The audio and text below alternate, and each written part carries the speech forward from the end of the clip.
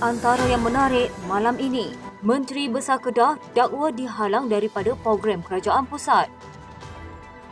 Tanah Rizal Melayu di Kedah semakin berkurangan.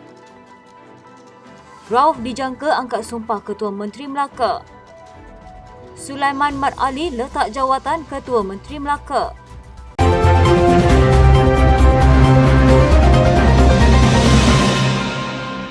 Bekas Setiausaha Agung UMNO Anwar Musa dikatakan sudah memilih bahtera baru untuk meneruskan perjuangan politiknya. Menurut sumber, Anwar sudah pun mengisi borang keahlian PAS. Ia berlaku beberapa bulan selepas dipecat daripada UMNO yang dilihat terus melawan kepimpinan yang ada dalam parti tersebut. Bagaimanapun menurutnya, Anwar bercadang untuk mengumumkan penyertaan tersebut selepas Aidilfitri nanti. Sumber yang rapat dengan Anwar itu memaklumkan mereka turut tidak menolak kemungkinan Anwar akan menjadi salah seorang calon Perikatan Nasional pada pilihan raya negeri Kelantan nanti. Anwar dipecat daripada UMNO pada Disember tahun lalu. Tuduhan bahawa kerajaan pusat menindas kerajaan negeri yang tidak menyokong kerajaan perpaduan adalah fitnah semata-mata. Menurut Perdana Menteri Datuk Seri Anwar Ibrahim, meskipun tuduhan tersebut dibuat bertalu-talu terhadap dirinya, kerajaan perpaduan membantu dan memberi perhatian kepada semua negeri. Katanya, tuduhan tersebut tidak benar.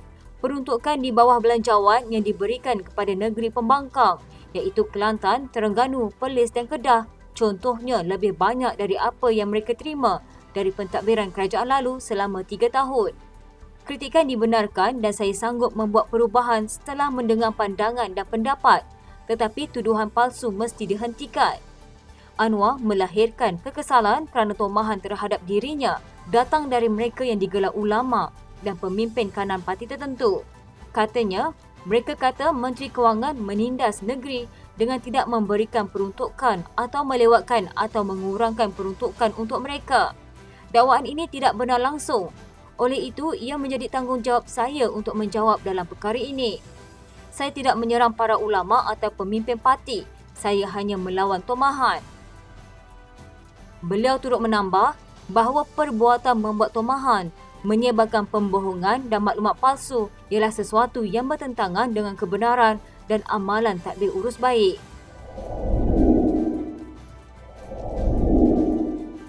Keputusan terbaru Kabinet Perdana Menteri ke-10 melarang Menteri Besar Kedah daripada apa jua program kerajaan persekutuan termasuk 5 dilangkaui. Apa boleh buat kalau panas jangan koyak.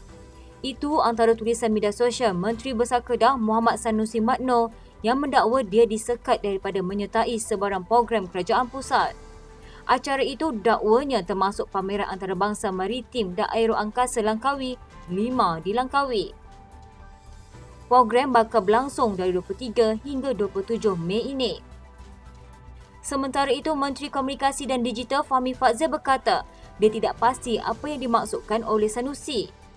Menurutnya, dia sentiasa mengundang semua pihak dalam acara rasmi kerajaan. Malah dalam acara di Sungai Petani hari ini, terdapat wakil daripada pejabat anggota Parlimen Pandang Terap daripada PAS turut hadir. Katanya, saya tidak pasti apa dia Sanusi maksudkan. Bagi saya, kerajaan perpaduan ini ingin membuktikan bahawa kita sedia bekerjasama demi rakyat. Dan sekarang ini, cukup-cukuplah kita berpolitik. Sebaliknya, kita berkhidmat untuk rakyat. 5 yang diilhamkan Perdana Menteri sebelum ini, Mahathir Mohamad pada 1991, acara Dwi Tahunan, pameran maritim dan aeroangkasa antara terbesar di Asia Pasifik itu, terkenal dengan persembahan pesawat di ruang udara Langkawi. Rakyat Malaysia sekali lagi bakal disajikan dengan pelbagai momokkan pemain politik Perikatan Nasional dengan retorik salah DAP. Ahli Dewan Undangan Negeri Bandar Utama Jamaliah Jamaluddin mengingatkan Perikatan Nasional supaya tidak memperbodohkan rakyat, terutama golongan muda dengan membuat kenyataan seolah-olahnya semua salah parti itu. Beliau menegaskan parti itu tidak pernah membenci, takut atau mempunyai apa-apa prejudis terhadap agama mahupun orang Islam. Katanya, saya melihat PN sentiasa cuba menyuntik sentimen salah DAP kepada rakyat Malaysia, terutamanya selepas wujudnya undi 18 atau pengundi muda. Ini jelas membuktikan mereka tidak mempunyai apa-apa isu yang boleh dibangkitkan selain daripada isu sentimen kaum dan agama yang mewujudkan kebencian terhadap DAP. Menurutnya, sentimen seumpama ini sememangnya sengaja dirancang untuk mengalih tanggapan sebenar terhadap DAP. Jamalia yang juga penolong setiausaha DAP Selangor berkata, sentimen yang mendakwa DAP kononnya komunis atau menentang Islam dan Melayu adalah penipuan dan fitnah sama sekali. Katanya, fitnah itu merupakan taktik lama yang kotor dalam usaha untuk menyalahkan DAP dalam semua isu. Sedangkan DAP adalah parti yang berasaskan ideologi sosial demokrasi yang memberi keadilan kepada semua tanpa mengira kaum dan agama. DAP memegang 15 kursi DUN dan bersama Pakatan Harapan di dalam blok Kerajaan Selangor. Sebanyak 56 kursi DUN akan menjadi tandingan politik di negeri ini. Selain Selangor, 5 negeri lain akan turut menyaksikan pilihan raya negeri tahun ini. Negeri-negeri tersebut ialah Negeri Sembilan, Pulau Pinang, Kedah, Kelantan dan Terengganu. Menurut Menteri Sumber Asli, Alam Sekitar dan Perubahan Iklim, Nik Nazmi Nik Ahmad, setiap negeri di semenanjung Malaysia mencatat peningkatan tanah rizab Melayu kecuali di negeri Kedah yang menurun daripada 721,888.93 hektar kepada 716,537.28 hektar.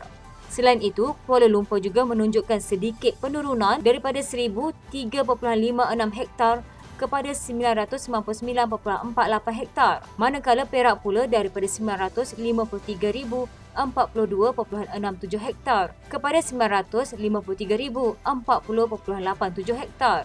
Ini membuktikan tanah rizab Melayu di kebanyakan negeri-negeri di semenanjung Malaysia sama sekali tidak berkurangan, sekaligus menolak andaian pembangkang bahawa tanah rizab Melayu sedang digugat.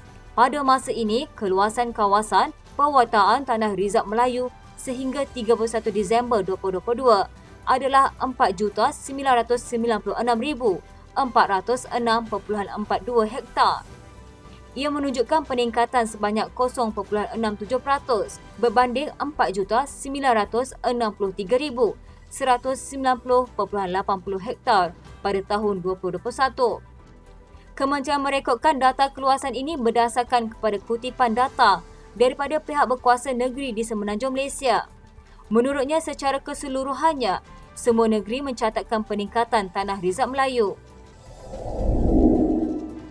Selepas pelbagai khabar angin melanda, Ketua Menteri Melaka, nama pengurusi UMNO Melaka Datuk Seri Abdul Rauf Yusof kembali disebut bakal dilantik menjadi Ketua Menteri baru. Isu pertukaran pemimpin negeri ini mula hangat beberapa bulan selepas kemenangan besar Barisan Nasional pada pilihan raya negeri Melaka yang diadakan pada 20 November 2021. Sumber dalaman UMNO Melaka memaklumkan istiadat mengangkat sumpah jawatan dan sumpah simpan rahsia oleh Abdul Rauf sebagai Ketua Menteri Melaka ke-14 dijangka berlangsung Jumaat ini di hadapan Yang di-Pertua Negeri Tun Muhammad Ali Muhammad Rostam. Timbalan Perdana Menteri mengesahkan struktur pentadbiran Kerajaan Melaka akan berubah susulan pembentukan Kerajaan Perpaduan di peringkat negeri itu tidak lama lagi. Beliau berkata, meskipun Melaka sudah melalui proses pilihan raya negeri lebih awal, negeri itu masih belum lagi membentuk kerajaan perpaduan seperti dilaksanakan di peringkat persekutuan. Presiden UMNO Ahmad Zahid Hamidi mengesahkan sudah menerima surat peletakan jawatan Ketua Menteri Melaka Sulaiman Mat Ali. Dia berkata surat peletakan jawatan itu diserahkan Sulaiman dalam pertemuan di pejabatnya di Parlimen.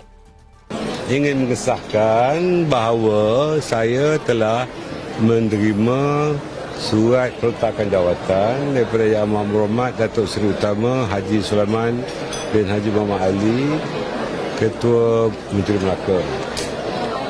Dan saya akan menghadap Tuan Yang Terutama Tun Sri Dr.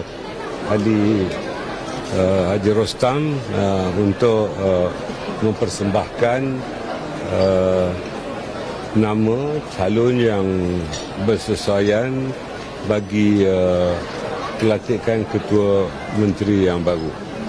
Dan saya mengharapkan kebijaksanaan TYT Tun untuk menerima watikan. Sekian, saya Syahidah Zakaria, Rentasan Malam di TV pada hari ini.